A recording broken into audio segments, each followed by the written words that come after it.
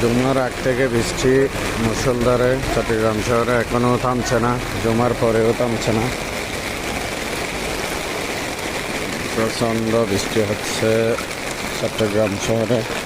এই লোকেশনটা হচ্ছে ভদ্রহাট চাঁদগাঁও থানার পেছনে করমপাড়ার মোড় কাজারু। এই যে দেখুন মুষলধারে বৃষ্টিতে পানি জমে গেছে।